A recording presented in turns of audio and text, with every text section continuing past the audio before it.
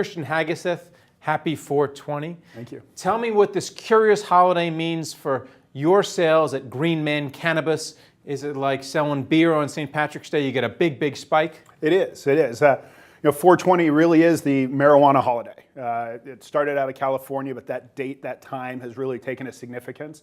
And so this weekend, our sales were up almost 300% off the average weekend.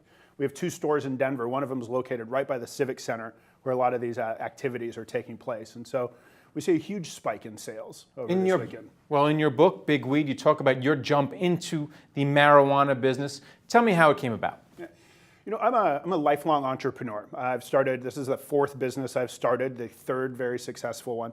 And I was in real estate in 2008 and really washed out. When the economy took a downturn, so did I. And so in 2009, I was an entrepreneur looking for something to do and was introduced to the marijuana business. And really, I jumped in feet first at that time and haven't looked back. Well, the regulations for marijuana are still in flux in a lot of places at the state and federal levels.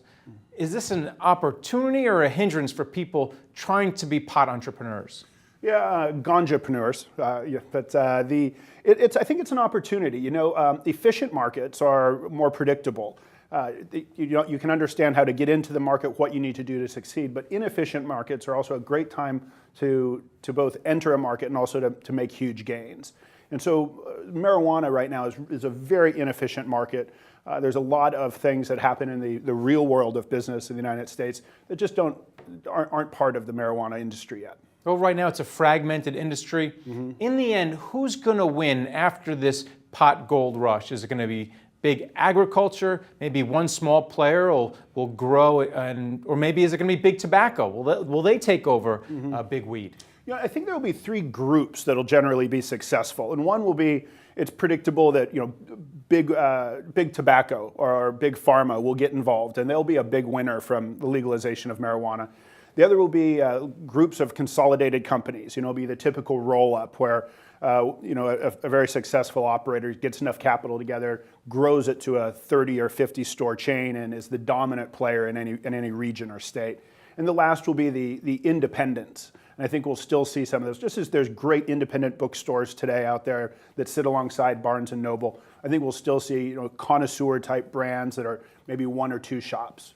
When does the last of the 50 states fall and legalize marijuana? Because the percentage keeps rising. A lot more quickly than you or I expect. Just this year, Georgia, the heart of the Bible Belt, went ahead and put a medical marijuana law on their books. Utah, arguably one of the most conservative states in the country, they've been looking at a medical marijuana bill as well.